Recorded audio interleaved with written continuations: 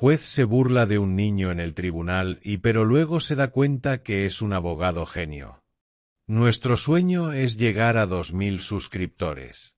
Por favor suscríbete, dale me gusta, y sé parte del sueño también.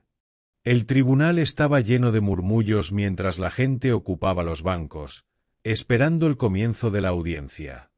Era un día típico en el juzgado del condado, donde los casos menores llenaban el calendario. El juez Richard Thompson, un hombre conocido por su sarcasmo y actitud severa, se sentó en su silla con una mirada aburrida. No era extraño para él enfrentar una larga lista de infractores menores, y solía encontrar una especie de entretenimiento en humillar a los más jóvenes que se presentaban ante su sala. Sin embargo, algo diferente ocurrió ese día. Entre el grupo de personas que esperaban su turno, había un adolescente negro, vestido con unos jeans desgastados y una sudadera con capucha gris. Tenía el cabello rizado y llevaba unas gafas que parecían demasiado grandes para su rostro. Se sentaba en la última fila, con una expresión tranquila y casi ausente. Cuando el juez Richard lo vio, levantó una ceja y comentó en voz alta para que todos lo escucharan. Bueno, parece que tenemos a otro genio de los videojuegos que se metió en problemas. Tal vez sea hora de que aprenda que la vida no es un juego. La sala se llenó de risas nerviosas, pero el adolescente no reaccionó. En lugar de eso, se limitó a observar al juez con una mirada que parecía analizar cada uno de sus movimientos. Era como si estuviera midiendo el carácter del hombre que tenía enfrente, evaluando cada palabra y gesto con precisión quirúrgica. El caso comenzó con una formalidad. El secretario del tribunal llamó al joven a la mesa del acusado. Su nombre era Marcus Johnson, un chico de 16 años acusado de allanamiento de morada. Según el informe policial, Marcus había entrado a la casa de un hombre blanco en un vecindario adinerado sin permiso. Aunque la historia tenía matices que sugerían algo más complejo, el juez ya había sacado sus conclusiones. «Dime, Marcus», dijo el juez con tono condescendiente mientras revisaba el expediente, «¿qué te llevó a pensar que podías entrar a la casa de otra persona como si fuera tuya? ¿Crees que las reglas no aplican para ti?» Marcus levantó la vista, y por un momento, sus ojos se encontraron con los del juez. Había algo en su mirada, una mezcla de serenidad y determinación, que hizo que el juez se sintiera incómodamente observado. «Con el debido respeto, señoría», respondió Marcus, con una voz clara y controlada, «creo que es importante escuchar todos los hechos antes de llegar a una conclusión». La respuesta fue directa pero respetuosa, y aun así, pareció irritar al juez. Richard se inclinó hacia adelante, entrelazando los dedos sobre su escritorio. «Oh, claro, ilumínanos, Marcus. Estoy seguro de que tienes una historia fascinante que justifica tus acciones». Marcus no se dejó intimidar.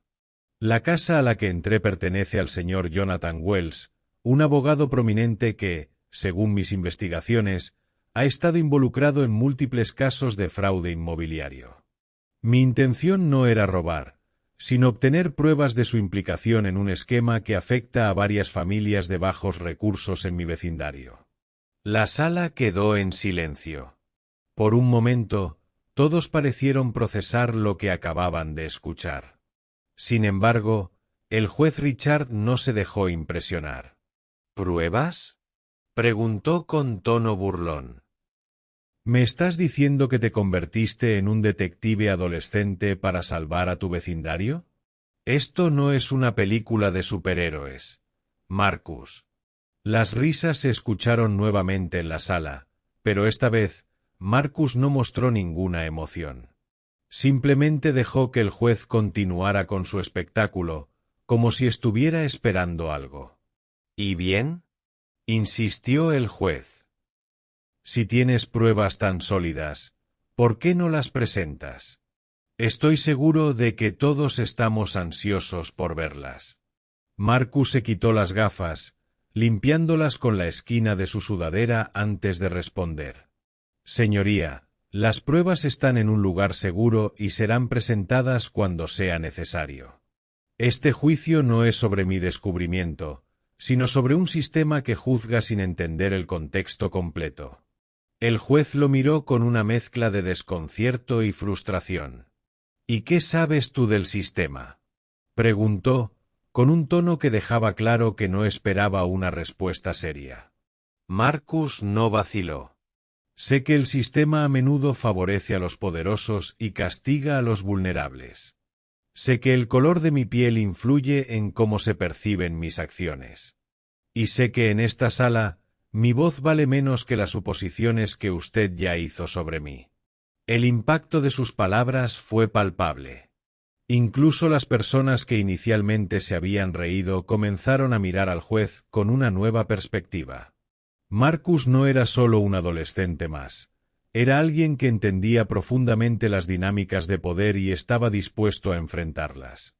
El juez, tratando de recuperar el control de la situación, se aclaró la garganta. Eso suena muy bien, Marcus, pero aquí no estamos para debatir sobre filosofía. Estamos aquí para determinar si cometiste un crimen. Antes de que Marcus pudiera responder, la puerta trasera de la sala se abrió, y un hombre entró con un maletín. Era un abogado, pero no uno cualquiera. Vestía un traje impecable y tenía una presencia que exigía respeto. Al acercarse al banco de defensa, colocó una mano en el hombro de Marcus. «Señoría, soy el abogado defensor de Marcus Johnson», anunció el hombre, con una voz firme y autoritaria. «Mi cliente tiene derecho a un juicio justo, y creo que es hora de que empecemos a abordar este caso con la seriedad que merece». El juez Richard parpadeó, claramente sorprendido. No esperaba que alguien como Marcus tuviera un abogado tan experimentado.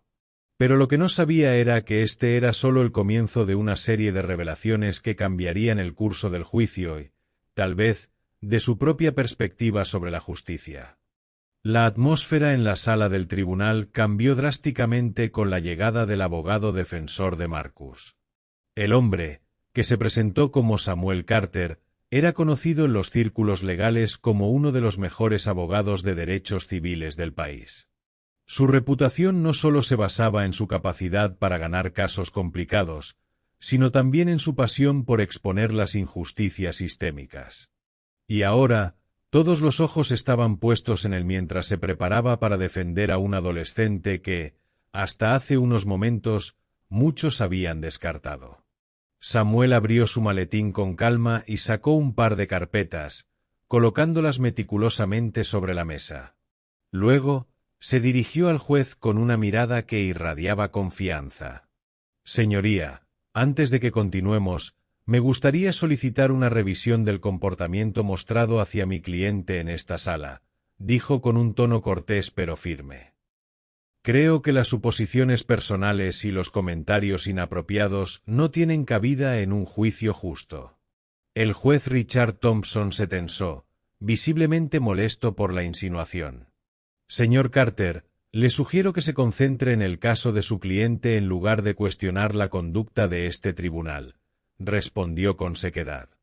Samuel sonrió levemente, pero su mirada no perdió su intensidad.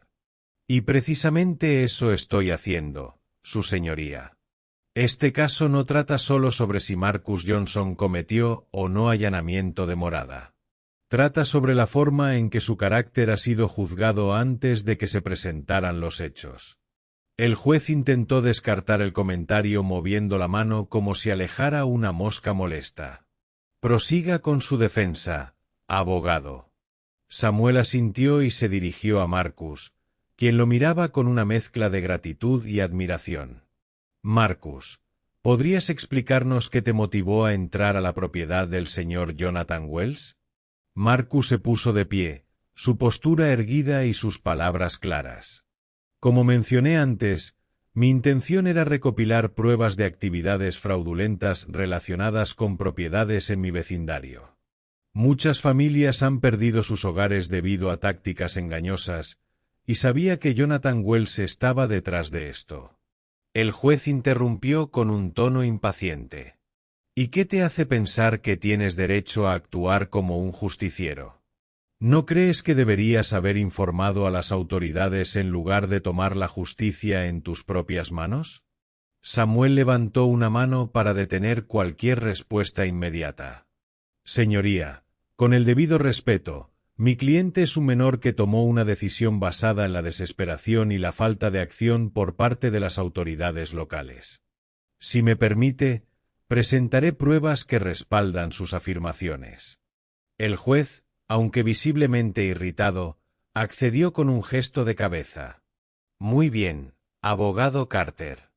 Tiene mi atención, pero será mejor que estas pruebas sean contundentes. Samuel abrió una de las carpetas y sacó una serie de documentos que entregó al secretario del tribunal para que fueran distribuidos al juez y a la fiscalía. Estos son registros financieros que muestran transferencias sospechosas de propiedades en el vecindario de Marcus a empresas fantasma vinculadas al señor Wells. Mi cliente obtuvo esta información al descubrir archivos en una oficina dentro de la propiedad del acusado. El fiscal, un hombre de mediana edad con un aire de superioridad, se levantó rápidamente. Objeción, su señoría. Esta evidencia fue obtenida ilegalmente, por lo tanto, no debería ser admitida. Samuel, preparado para esta objeción, respondió con calma. La legalidad de cómo se obtuvo esta información es una cuestión que discutiremos en su debido momento. Pero lo que importa ahora es que estos documentos revelan un patrón de corrupción que afecta a decenas de familias. Y, su señoría, estoy seguro de que este tribunal está más interesado en la verdad que en tecnicismos. El juez Thompson, aunque renuente, decidió permitir que se presentaran los documentos, pero dejó en claro que la discusión sobre su admisibilidad continuaría. Proceda, abogado, pero hágalo rápido. Samuel se volvió hacia el público, donde muchas de las personas que inicialmente habían visto a Marcus como un delincuente ahora comenzaban a mirarlo con una mezcla de curiosidad y respeto. Marcus, ¿podrías explicar cómo obtuviste acceso a estos documentos? Preguntó Samuel. Marcus asintió y comenzó a relatar con detalle cómo había llegado a sospechar de Jonathan Wells. Contó sobre las conversaciones que escuchó en su vecindario, los documentos que investigó en línea y cómo finalmente decidió entrar a la propiedad de Wells cuando descubrió que éste se encontraba fuera del país. Sabía que no era lo correcto, pero también sabía que si no hacía algo, más familias perderían sus hogares, concluyó Marcus, mirando directamente al juez. El fiscal intentó desacreditar el testimonio de Marcus, argumentando que sus acciones no podían justificarse, sin importar las intenciones. Pero Samuel no se dejó intimidar. Mi cliente es un joven con un profundo sentido de justicia, algo que debería ser admirado, no castigado. Este caso no solo trata sobre leyes, trata sobre ética, sobre la obligación de proteger a los más vulnerables. A medida que avanzaba el juicio, más detalles salieron a la luz, y la narrativa comenzó a cambiar. Lo que había comenzado como un intento de humillar a un adolescente ahora se estaba convirtiendo en una exposición de corrupción a gran escala. El juez, aunque inicialmente hostil, no pudo ignorar la cantidad de pruebas presentadas. Y mientras la verdad se desplegaba ante la sala, Marcus Johnson, el adolescente que había sido ridiculizado al principio, comenzaba a ser visto como un héroe inesperado. Pero aún quedaban muchas revelaciones por delante, y Samuel Carter estaba lejos de terminar su defensa. Nuestro sueño es llegar a 2000 suscriptores. Por favor suscríbete, dale me gusta, y sé parte del sueño también.